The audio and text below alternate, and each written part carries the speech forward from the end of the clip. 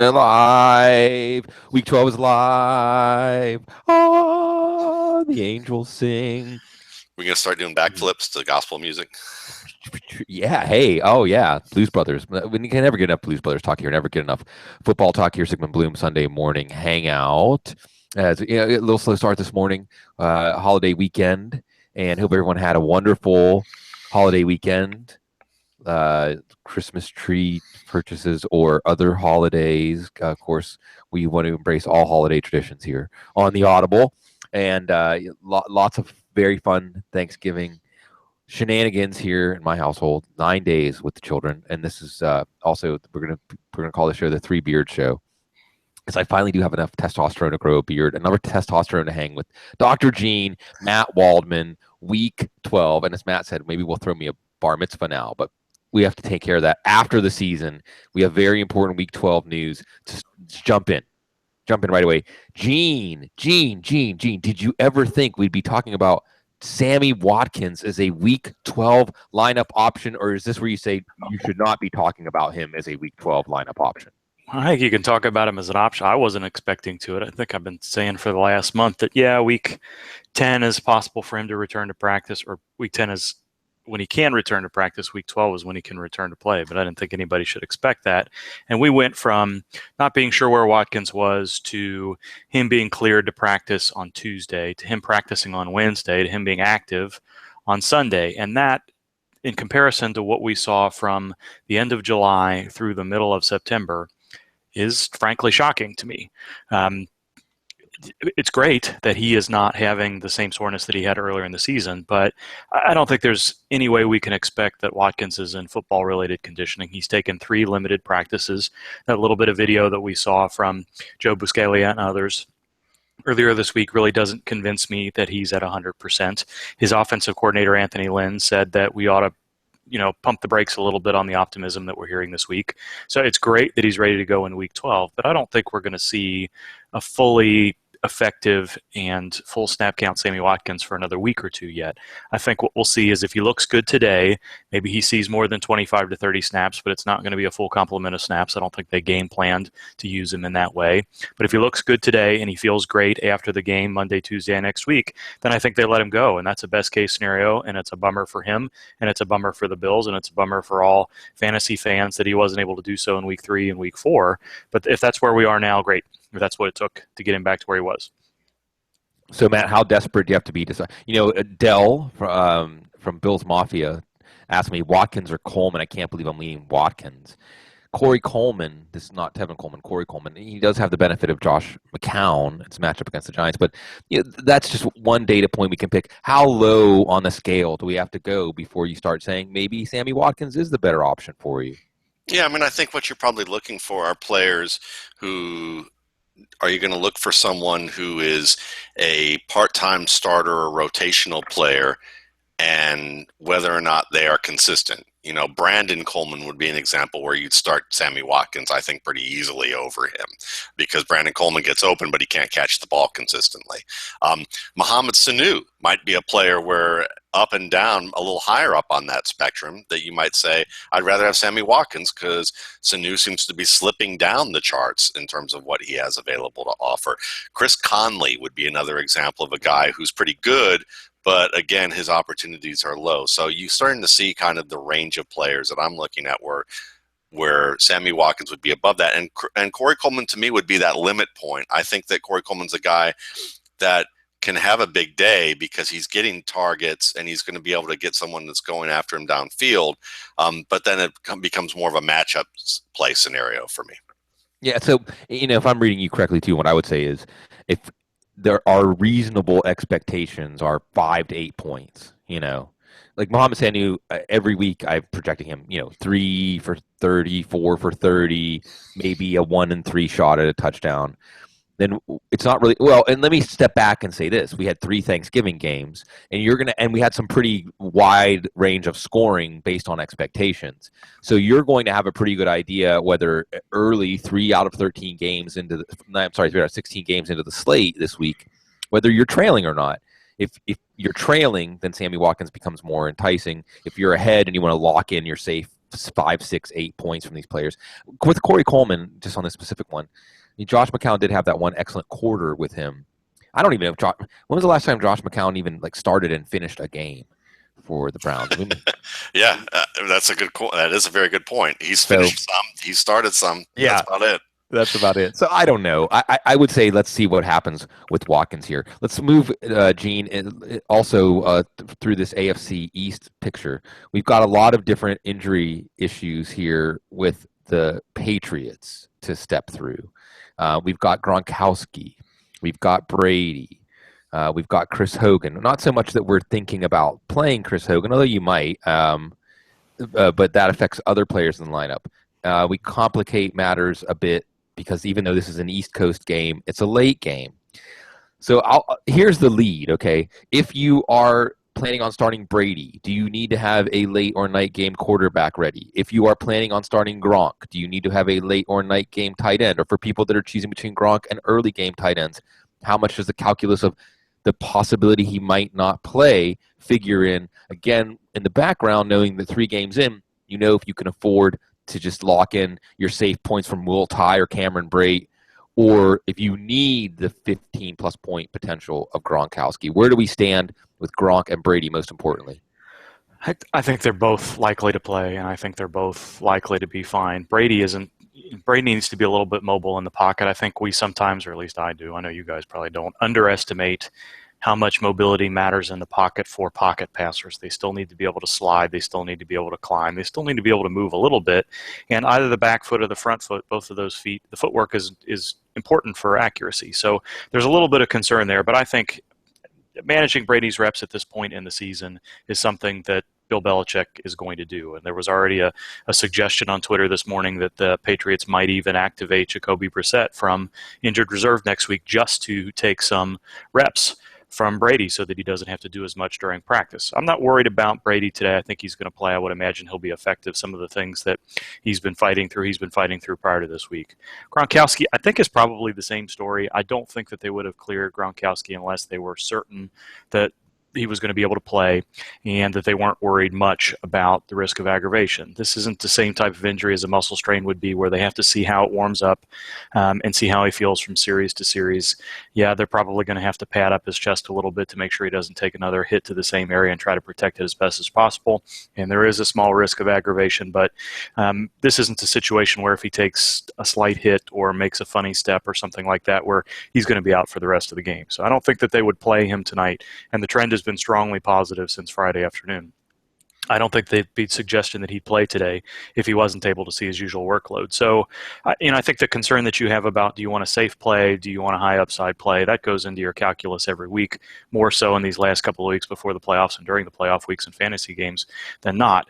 But I think I wouldn't have any concern playing Brady or Gronkowski if he was on my roster today.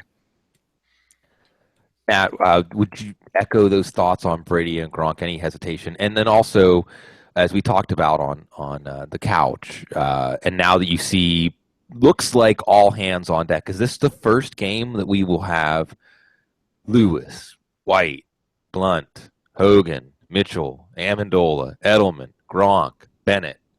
Man, it's a long list. How do you navigate this against the Jets? And knowing now the Rex Ryan Jets often would frustrate Tom Brady. The Todd Bowles Jets, we're still seeing, and also with the Jets. And let me know, I'm throwing a lot at you here, but let me know if you think it's at all compelling to say this is the time of year when we look for teams that have give up in them.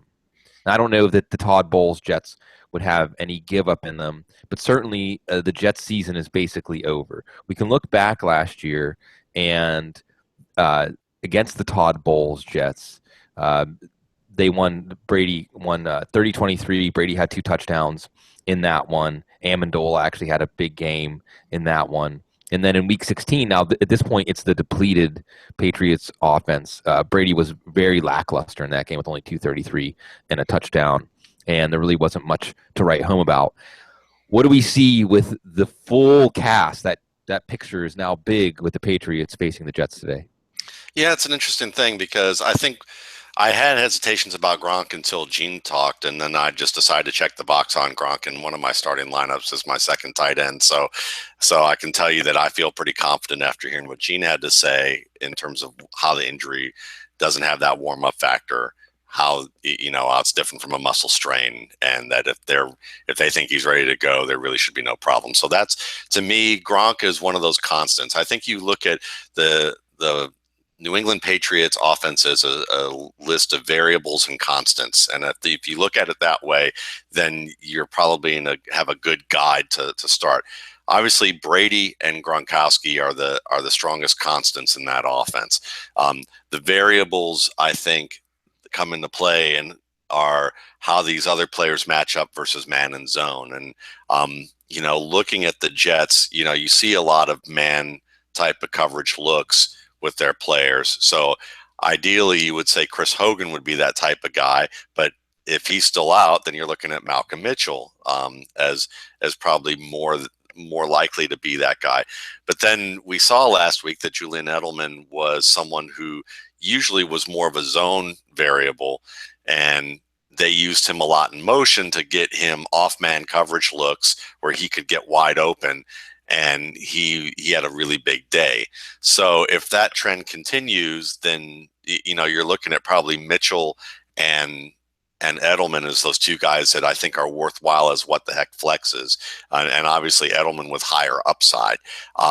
Then you're looking at Lewis and Lewis White and Mr. Blunt, and LeGarrette Blunt basically has been a constant all the way up, because of his red zone factor. If Lewis, just is 1 week healthier, he may eat into both White and Blunt's ability to, in terms of their volume, because Lewis has that ability to run between the tackles, but he also is very effective in space and probably just a higher upside player than White, who they value because he doesn't make mistakes. They like that, they say it in a nicer way, but the real answer is White doesn't make mistakes. That's why he's on the field. He's a smart football player. He's crafty. He does everything perfect. Well, doing everything perfect doesn't mean that he does it, that he's a high performer. He doesn't add anything. He doesn't add value. He just executes the value of the play. Exactly. So for me, I would say that if you're gonna send someone by the wayside, it might be White. Even if he gives you a touchdown this week and surprises you, I think he's trending down. Lewis is trending up. Blunt may be trending downward, but I would still probably keep Blunt in my lineups because I think that he can offer you decent goal line opportunities, and he's still a guy that break some runs. And I don't believe in that quit factor, as you mentioned, in terms of this week. And I think Todd Bowles is the type of coach and the type of players he has on defense. They make mistakes, but they play hard. And I think those guys have played hard.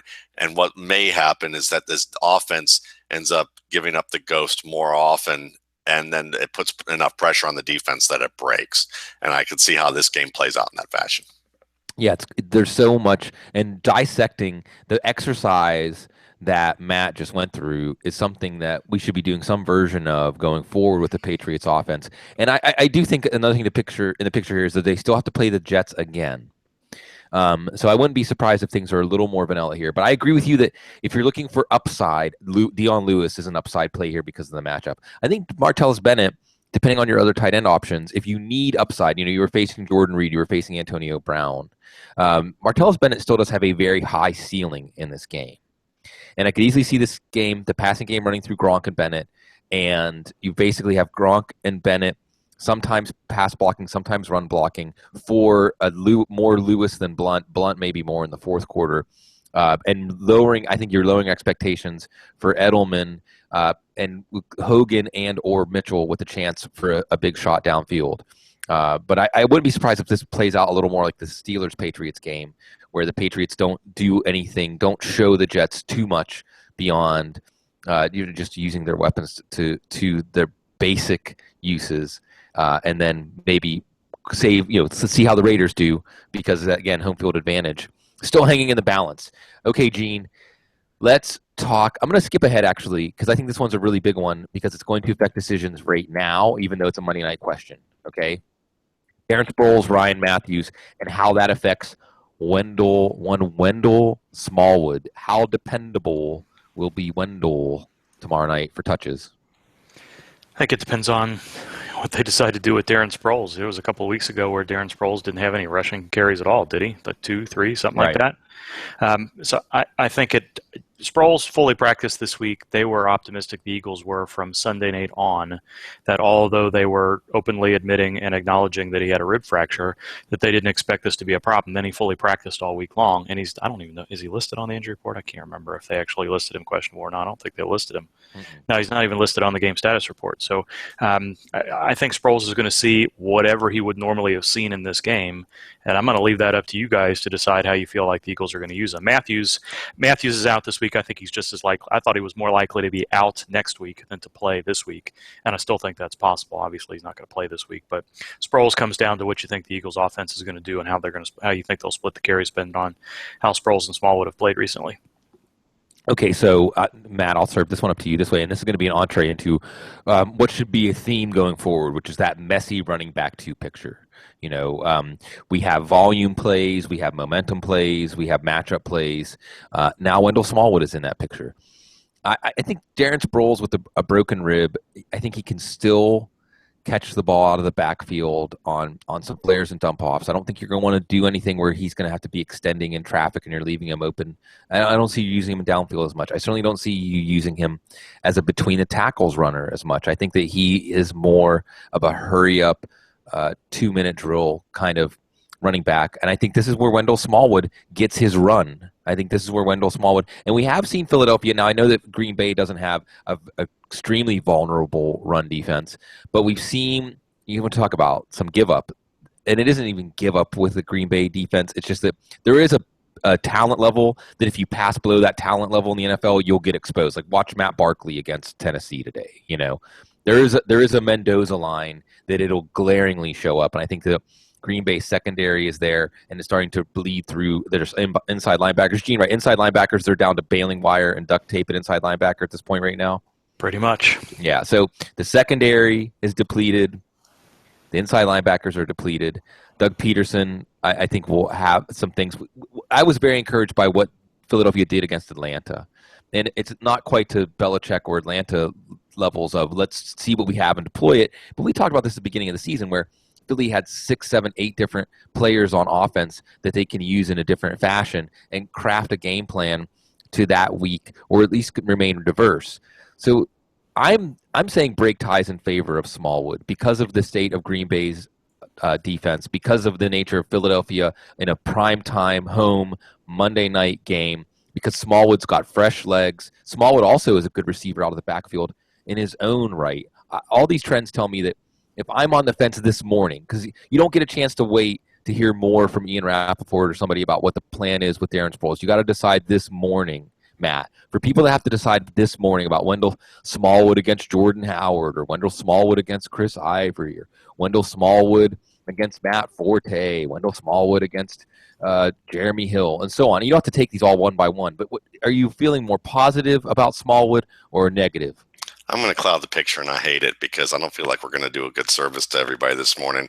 The only one of those guys you mentioned that I would take Smallwood over probably would be Hill at this point. And maybe it's because I haven't seen enough of Smallwood to be impressed by him. I felt like he's operated well in space. He's got good burst. He's someone who, when the Eagles give him a hole, he's going to take advantage of it. But I haven't seen at West Virginia or at Philadelphia thus far a player who is really patient and creates or understands how to manipulate his blocking schemes extremely well. And when I think about game script for this team, the Packers defense may be horrible at this stage, but the offense is starting to hum along in terms of what it does. And I don't think Philly's the type of defense that, if you have a stationary target at quarterback, you're going to have a good day. They're going to have a good day against you. If you have Aaron Rodgers at quarterback running around back there, I don't think it's going to be quite as strong. And with all those weapons that he has to spread out the defense, I feel like that there's a good chance that Philadelphia could wind up behind in this game early on and playing catch up. And if they play catch up, more of that 2 minutes going to go to Sproles. And because of that injury being in a place that supposedly isn't a vulnerable spot, as mentioned, the idea for me of Sproles getting open space against these inexperienced linebackers and being able to run or get draw plays and types of plays where he's good at cutting back and manipulating an offensive line, I think they're a little bit more there for him. So I'm a little bit more leaning towards the Sproles side than the Smallwood side on this particular thing. But it is a game I'm awfully interested in seeing how Smallwood produces in this stretch. So color me more conservative on this issue. Sure. Well, and if I read you correctly, Matt, it sounds like you like the potential for Philadelphia running back. It's like you said, you just think it may be Sproles and you're not as scared off by the injury. Yeah. Let's step through really quickly, since I did touch on all these players.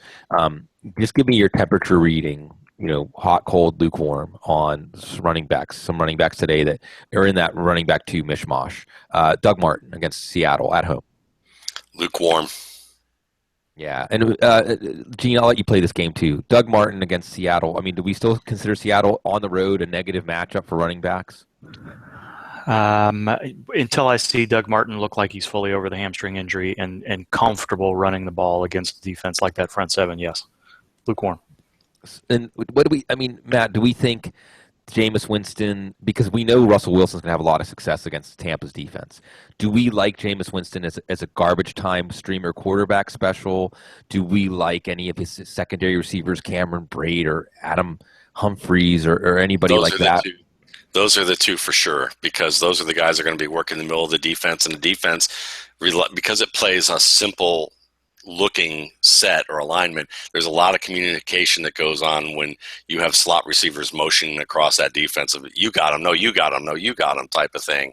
And those are the receivers that test that. Martin is a screen player, but I think that because of the fact that the linebackers flow so well to the ball and Cam Chancellor flows so well to the ball that Martin has a chance of getting shut down. I thought he looked pretty healthy against the Chiefs.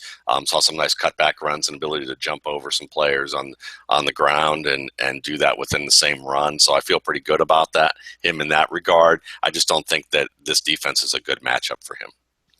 Speaking of defenses and good matchups, I don't think that Arizona is a good matchup for Devontae Freeman. However, as Devontae Freeman, Matt, basically gotten to that point where we say always start your studs, and Tevin Coleman is back this week, but Devontae Freeman has been that kind of player that seems to maximize the opportunity that he gets, even if it's a diminished opportunity in a tougher matchup against Arizona. How confident are you with Freeman today? Very confident, and the reason is that I don't think Tevin Coleman hurts Devonta Freeman as much as he helps him. I think Tevin Coleman actually hurts Austin Hooper and the secondary receivers in this offense, because he's almost playing more of a slot receiver tight end role in terms of the types of routes and areas of the field that he goes to. And they like putting him on the field at the same time as Freeman, which benefits both of them in terms of how teams match up. And this offensive line is very good in Atlanta. They've played consistently well all year long. And so for me, I would feel strong about Freeman. And in this matchup, what's the latest, Gene? Desmond Trufant basically out for the year, right? Yeah, I think so. He's going to have surgery on his pectoral tear, and that's going to be a multi-month recovery, so he's done. So then that's Atlanta's best corner, and Atlanta's pass defense was robust to begin with. And we have some intersecting matchups here where Atlanta has a weakness at linebacker and David Johnson. David Johnson might have a Le'Veon Bell kind of game today, like 8 or 9 catches to go with his 20 carries. But then, Gene, we pump up the over-under here, right? With Desmond Trufant out, with the way these matchups, at least there's one big matchup that Arizona can exploit. We're looking for maybe a second one because Atlanta has been very generous to opposing pass offenses. Maybe we were looking at Michael Floyd, then this hamstring thing comes up in the middle of the week. Is this the kind of situation because of how Floyd has been playing, because of Floyd's history with this stuff? Because I think he had a game last year. He missed a game with a hamstring and came back and just had 1 catch. He played like 50 snaps, but just had 1 catch. Is that enough to scare us off of Michael Floyd? And is there even another shelter here? Is there a John Brown or a J.J. Nelson? Or is it basically Fitzgerald and David Johnson, and that's the offense, much like Freeman and Julio Jones were the offense last year? Well, Arians likes to take shots downfield, so whether it's John Brown or J.J. Nelson, I don't think it's going to be Michael Floyd. It looks like he's on the field in front of trainers trying to get some stuff done and convince them that he can play. But to have a midweek injury that he was not able to practice with the rest of the week, Arians called him a game-time decision, and that looks like what's going on here. But I don't think that you can trust him as any sort of, maybe he gets 2 downfield shots, and I just generally don't like downfield wide receivers that are getting over hamstring injuries. Not a safe place to guess. So I think it's a lot of Floyd, or I think it's a lot of Johnson, and I think it's a lot of Fitzgerald today. It certainly seems like J.J. Nelson has gotten the favor of Carson Palmer over time, and he was always there as a downfield option. He just wasn't getting more than 2 or 3 targets, and now that he is, I think if I was going to go in a direction, especially after seeing how John Brown played last week and how little he was involved snap count wise and target wise, then I think Nelson is the way you got to go if you're looking outside of Fitzgerald and Johnson. Let's move to tonight's game, Matt. What do we think of Devontae Booker? I certainly was responsible for some of the fanfare when Devontae Booker took over. The situation was good, and Booker at least has the heart or the effort to make more out of this opportunity. But the talent, the blocking, the execution, it hasn't clicked yet. Is anything going to click tonight against Kansas City for Devontae Booker? If you have a tough call with him at your running back 2 spot or a flex spot, how eager are you to play Booker tonight? Well, as my wife would say, if Derek Johnson, if Gene Bramwell knew anything about Achilles, then we'd know a little more about Derek Johnson. But no, yeah, exactly. She likes talking trash to Gene, but yeah, right. So Derek Johnson and his Achilles might be a little bit of a concern, but it looks like that he's going to play. So to me, he would be a big reason why you might be more optimistic if he was absent. I'd be more optimistic about Booker.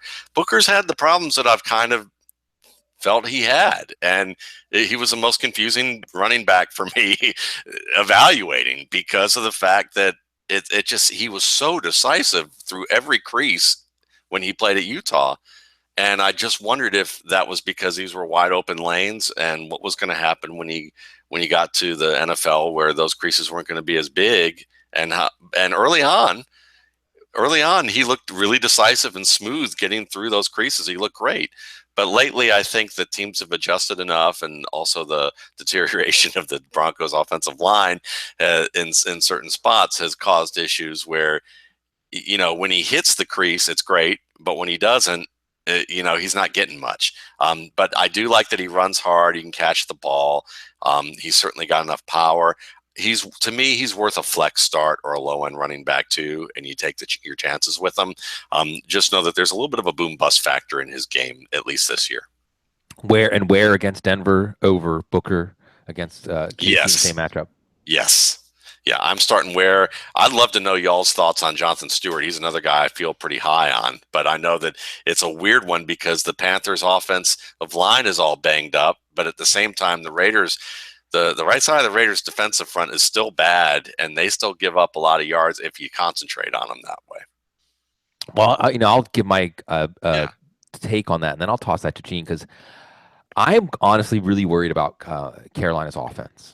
I just see the factor of Cam Newton and his erratic passes at this point is keeping them from getting into rhythm. It's keeping them from sequencing plays and otherwise looking comfortable. And looking back at another thing here now, Luke Kuechly to AJ Klein is probably not that big of a drop off when it comes to run defense, but pass defense wise, I feel like Jalen Richard becomes an interesting guy today in this one if Oakland has got their eyes open and thinking of what they can exploit here, because I still think the Carolina front seven is pretty good. Basically, I could see Oakland having enough success here to make this a game that is difficult for Carolina to get any kind of continuity going on offense. And remember, against New Orleans, it was turnovers that really set them up. Kansas City, they got out to a decent lead and then took the foot off the gas. They did very little against Los Angeles. It was against Arizona. It was the defense really that kept things going. I haven't seen a good, crisp offensive game, even something remotely resembling that from Carolina for a while. So I'm breaking ties against all my Carolina guys except for Olsen. Even Cam Newton. Even one Cam Newton I have as my number 12 quarterback this week because I'm to a point with the Carolina offense where I want to see it before I trust it. Gene, what do you think about this? This is an intriguing matchup, Carolina-Oakland today. What do you see? Yeah, so I have three thoughts if I can remember them all in my addled brain here. So first, I agree about A.J. Klein. I think he'll be fine in the middle. But Shaq Thompson is the player that's been leaving the field with Luke Kuechly and Thomas Davis there. And Thompson is a very good linebacker. So I think you'll see they're going to do some different things in nickel packages this week with Kuechly gone and Thompson likely to play every down. But I don't know that they're going to lose too much. Obviously, you can't replace a player like Kuechly, but having Thompson on the field a little bit more often is, this isn't like what the Packers are going to have to do, or what some of the other teams have had to do as they've lost linebackers in the past. Second thing, and I think I'm going to be careful how I say this because I don't want it to be misinterpreted. I think all of the hits that Cam Newton has taken behind that offensive line are in his head a little bit, and that's not to mean that he's not mentally tough, and it's not to mean that he's soft. It's just you can hear, over the past couple of months, it's something that he's been addressing in the media that it bothers him. And that's not going to get any better necessarily this week with Khalil Mack and Bruce Irvin and a few of those other guys that they have out there in Oakland pressuring Cam Newton. And then the third thing is I think Greg Olsen is the matchup to watch here. If they can consistently protect well enough for Jonathan Stewart to sustain drives and for Greg Olsen to be able to get open across the middle of the field, Oakland's linebackers in the middle, Malcolm Smith, Corey James, Perry Riley, if he's healthy enough to go, those guys are not going to be successful covering Greg Olsen. It remains to be seen how well Carl Joseph and the rest of the safety corps can do. So I think that's the key matchup on the Carolina side because between the offensive line issues, Cam Newton being a little bit more likely to be hit than others and the inconsistent play of all those wide receivers, I think that offense is going to go today only if Greg Olsen has a good game. And I just see Carolina going across the country to Oakland. I'm just not very optimistic here. We touched a little bit on Sammy Watkins earlier, Gene. Any hesitation? There's all these running back twos we've been talking about. In my mind, LeSean McCoy is a notch above all of these guys. Even Yes. Any hesitation, even though he had surgery earlier this week. So the joint that he had surgery on was the smaller joint in the thumb, not the bigger one. But he did have a pretty sizable wrap on his thumb. I'm kind of hoping that in pregame warmups here, somebody shows a picture that the wrap and the splints is a little bit smaller than it's been during the week. But I doubt that's going to be the case. They had all week to fashion something for him to get comfortable with. I doubt they change course now. So ball security could be a little bit of an issue. Catching passes could be a little bit of an issue. But I don't think it's going to be as big of an issue if it was a hand injury or to that bigger joint in the thumb there. And with Mike Gillislee already ruled out and some of the other issues that are going on there, Sammy Watkins and otherwise, I think they're going to lean really heavily on McCoy. And maybe he fumbles once when he wouldn't have otherwise. Maybe he drops one pass that he wouldn't have otherwise. But I'm not shying away from McCoy today based on the injury that he had. Matt, on the other side of that matchup, and I think we touched on this maybe on the couch this week, but I want to drill down further now that we're at lineup decision time. Jacksonville. Bortles, Allen Robinson, Marquise Lee, Chris Ivory. What's weird here is if we're looking at it in NFL terms, if you had been expecting Jacksonville to underperform expectations, betting against the spread or something like that, you've done well constantly fading Jacksonville. But if you were constantly fading Blake Bortles or Allen Robinson or Marquise Lee or this offense from a fantasy perspective, sometimes they have come through.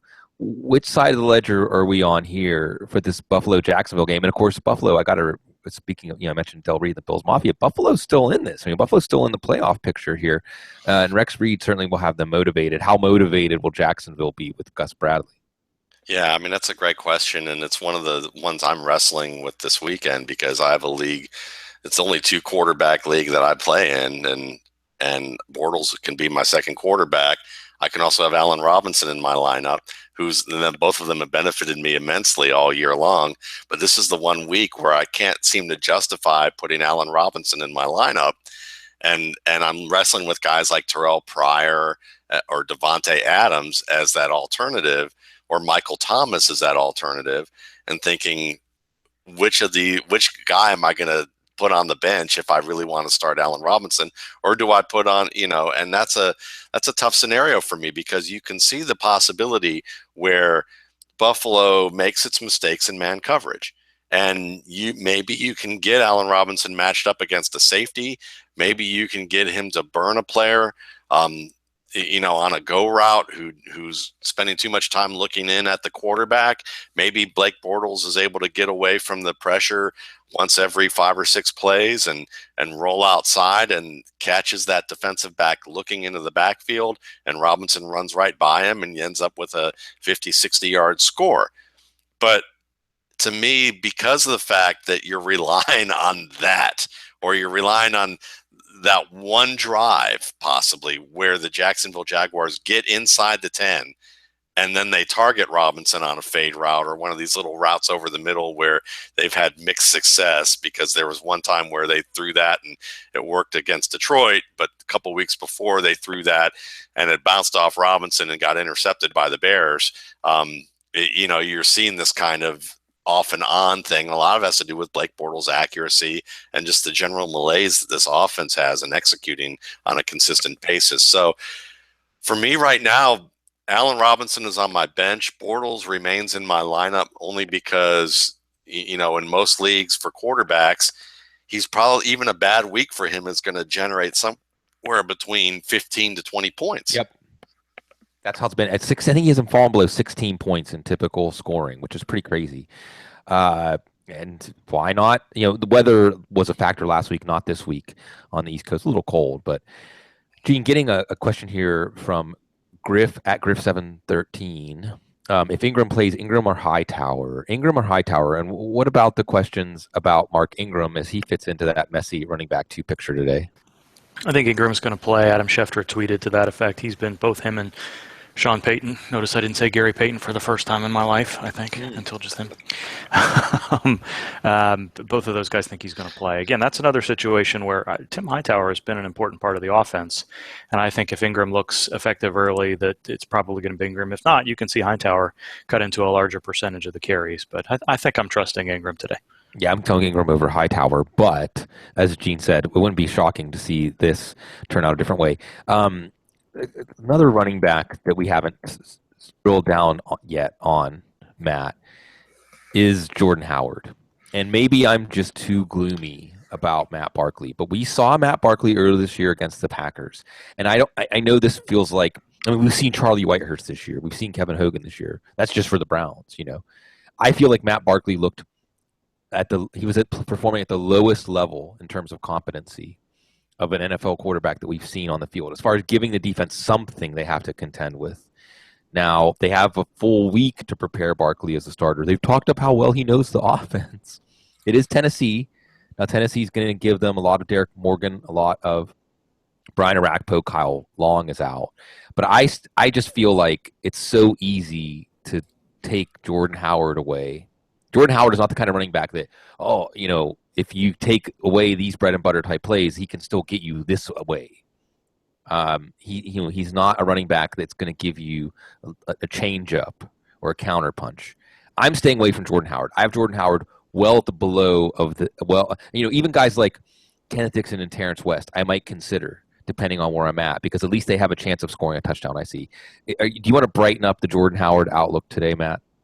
I'll brighten it up a little bit, but not a whole lot, because he's a good receiver out of the backfield. He can catch the screen pass reasonably well. I think Matt Barkley can throw these short passes reasonably well. And the linebackers in Tennessee, if you ask me, aren't very good in covering receivers. I just don't think that that's really ever been their strength. And I've seen them make a lot of mistakes in that regard. I don't know, though, if that is going to be the type of thing where Howard impacts that as much as maybe the slot receiver does, or the tight end, the replacement tight end that they're going to use. But I think that, looking at, say, where I would put him, I would consider maybe Jordan Howard above Devontae Booker. That might be kind of that breaking point there where I would look at him.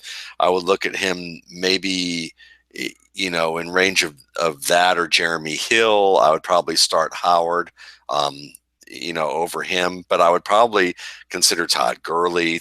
I would probably consider Terrence West or Dixon, just like you, probably above Howard at this stage. It's kind of that low end running back to Quagmire is where he is. And the only way I would say I'd brighten him up is that Matt Barkley, he's not a He's not a good NFL starting quarterback, but he can throw short passes. He's going to connect on plays where the defense is a little bit more vanilla. So you're going to get enough production out of him where I think that Howard can have play for you. The problem is if this team gets behind early and they got to play catch up a lot, which Tennessee is capable of imposing on Chicago, then, Howard's value becomes that of draw plays and really short passes. And how many of those are he really going to get? I don't think a lot. So I'm more with you. I can't sunny it up too much. And by the way, Michael Floyd just told Britt McHenry that he is playing today. Just so you know. Again, though, as Gene said, downfield receivers coming in with hamstring issues. Be aware that this could be a game that ends prematurely for Floyd. Or again, last year in his second game, he missed a game with hamstring, came back against San Francisco, I think, and had one catch. So beware there. Gene, let's actually go back to Thanksgiving really quickly and tell us about Jordan Reed, because, and this is, I want to say, as somebody that's been following fantasy extremely closely, I mean, it's been my occupation for a while now. The Jordan Reed Thanksgiving game, a lot of people may look back on making the playoffs or missing the playoffs. And the other thing is, well, you didn't draft Jordan Reed because he's injury prone. And you're watching him on Thanksgiving saying, see, I knew it. But then also last year, Jordan Reed showed toughness and grit his teeth through some minor injuries and played well through those injuries. In the second half, if you drafted him, you said, see, he's different. He's not, yes, he had a concussion, but he came back relatively, for him, quickly from that. And he put together a week-winning performance. He has 10 days, Gene, before week 13. But we also have the potential for Vernon Davis to play a bigger role here. This maybe could affect the outlook of Jamison Crowder. What do we know? Because this is one of those injuries that you can maybe play through it on game day when it happens, but the further we get from the game, could this even be a multi-week absence for Reed? I think if he misses next week, then we have to be concerned about a multiple week absence for all the reasons we've talked about in the past. Players that, they try really hard not to miss a game, but once that hurdle has been crossed and they recognize that rest and rehab over a period of time is necessary, it's a little bit more likely for those players that could be multiple week injuries to actually have a multiple week injury. So yeah, I think that's a consideration. It's really good that he's got the extra 3 days to recover. This is if the reports of the MRI being a grade 3 injury are correct, and I don't see why they wouldn't be. It would be unusual for a team to give that specific of information on the more worrisome side of things, I guess is where I'm going with this. Then it's a multi-ligament injury, and it's kind of, not that it's the most important joint in the body, but that joint between the shoulder blade and the collarbone, just inside the shoulder here, is a pretty important for movement to the arm, for movement to the chest, and that sort of stuff. And there's multiple ligaments involved here. So, I think it's possible that with treatment and some pain management next week that he can play. But I don't think we're going to see him in practice this much this week. You could see after the game that he was already having trouble moving his arm, and I think that's likely to continue through the early part of this week. If he's got good strength and range of motion, then we'll see him. But he may not be practicing until Thursday or Friday at the earliest. Yeah, it's going to be something to watch here. Let's go. We got about 5 minutes left here. Let's talk matchups, Matt, and how much you give matchup weight here. And we've been tiptoeing through the landmines of the running back 2 picture. One player I haven't mentioned, because I don't think there's any subtlety to it. I think that you're contorting almost to the point. I mean, the break point for me would be running backs like JHI, and yes, Carlos Hyde. After the way Carlos Hyde played last week, that's about the break point of the players that I would start over Rashad Jennings against Cleveland. And this is my time to allow you to have to look your Cleveland Browns in the eye, Matt. But is it that simple? Am I oversimplifying this? Rashad Jennings has played well the last 2 weeks. I don't see any reason the Giants won't control this game and allow Jennings to close out a game for the 3rd straight week. I see him as a running back 1 this week. I can see why. I'm trying not to look, but yeah, I would say that it's a good call. And at worst, if you're gonna, hope that maybe Eli goes into one of those crazy funks that he has, that that maybe he doesn't, that they get behind early. The thing about the Browns is that if the Browns can start off early in this game strong, and they often do, they are competitive in the first halves. They can stay competitive in the first half or take a big lead, which sometimes can happen with a mistake-prone Eli Manning. Maybe that takes the game script away. But again, I'm talking in theories here, so I would agree that Rashad Jennings is a running back one this week. Gene, am I overly optimistic here on Jennings, or is this, you're looking for your running back 2 in a DFS lineup? I think Jennings is the chalk play and one that you'll regret going away from. Yeah, I think so too. It's one of the better matchups he's going to see this year, and he's been playing well lately, and they've been using him, so I think he should be fine. Yeah, and I guess we're fading out here, but let's in the last few minutes, let's talk to DFS really quickly, because you have David Johnson. I'm not sure exactly how the salary differences would be. You have David Johnson against Atlanta and DeMarco Murray against Chicago. I think because we had Ezekiel Elliott and we had Le'Veon Bell play on Thanksgiving, and I guess the other pick. Let's throw Melvin Gordon in here. Who's your running back that's going to go off out of those three? Because the elite options are dwindling. Gene, you first. Gordon versus Houston, David Johnson against Atlanta, or DeMarco Murray and potentially the best game script of them all against Chicago? I like Johnson a little bit better than Gordon, mostly because of his all-around upside and the fact that it's very likely to be a high-scoring game, and that game script favors David Johnson as much as anybody else in the league. So it's not that I don't like Murray, but I think I'd have him Johnson, Gordon, Murray today. Matt, what order would you have them? I'd have him Johnson, Murray, Gordon, and I think the way I have it is that when you look at the way that he catches the ball again in the middle of the field, it's really special. And I'm not even talking about crazy adjustments for the ball. It's just that how fast the ball can come up on Johnson and he can make the play after he's encountering a player who is covering him tightly. And he did that against Minnesota. And you got to remember, look at what Minnesota did against Theo Riddick this week. I mean, it wasn't special, but there was a 3rd and 1 play where Eric Kendricks just hammered Theo Riddick out of the backfield to stop a 3rd and 1 and force a 4th down. That was just a beautiful display of defense. And the Vikings linebackers can cover ground pretty well. Gene and I have displayed that a couple of years ago with Kendricks at UCLA.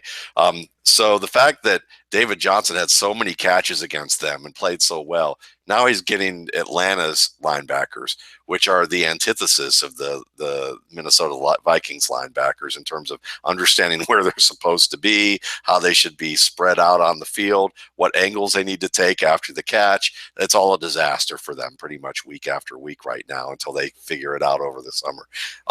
Murray, I just think that Murray has always been a bit of an underrated player. Well, it hasn't always been, but he's been a bit of an underrated player since he went to Philadelphia for the reasons that we saw above. And I just like him a little bit more in the red area, as well as his ability to break runs a little bit more and get tough yards.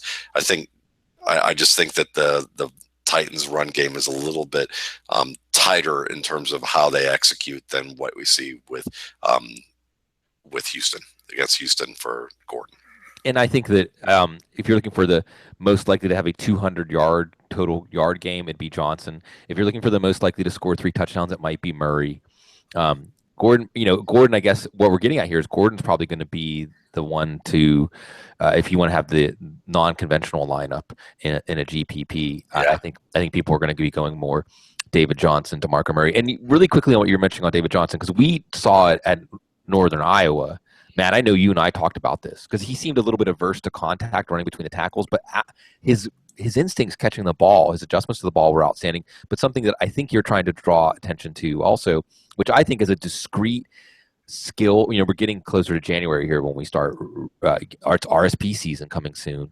A discrete skill from running backs, and Darren Sproles would be somebody that I could put this as an A+ player in this, is transitioning from receiver mode to run after catch mode. And it's based on fluidity of athleticism. It's but it's also based on processor speed, and I think it's just based on instincts, like having an instinct of where players are going to be converging on you from, where the open space on the field was, almost like the kind of way that a quarterback has to turn his back to the defense on a play action pass and then very quickly process everything he sees wherever he turns to make that throw. David Johnson checks all the boxes.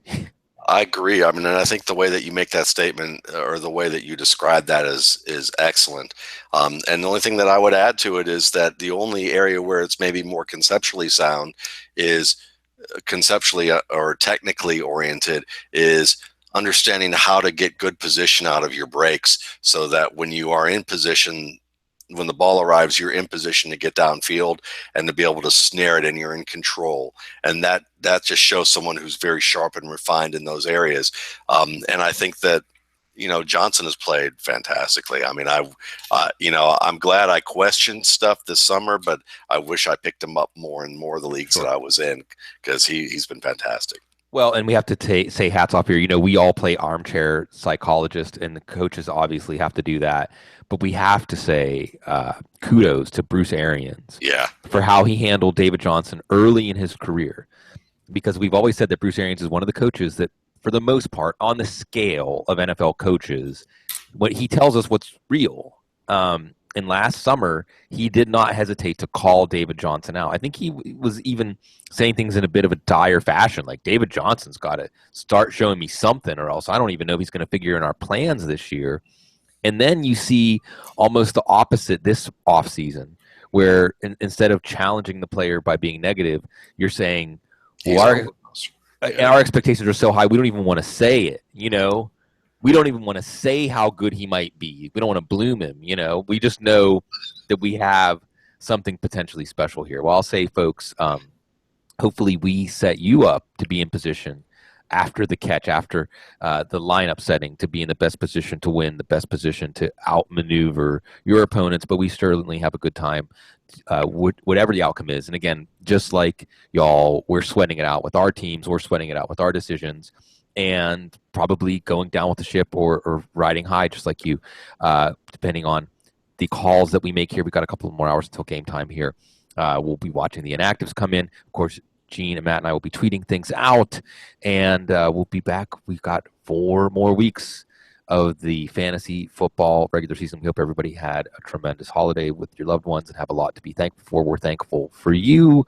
Football Guys is thankful for the best audience anywhere, and we certainly look forward to it every week. Everybody enjoy the games. Good luck. Stay classy.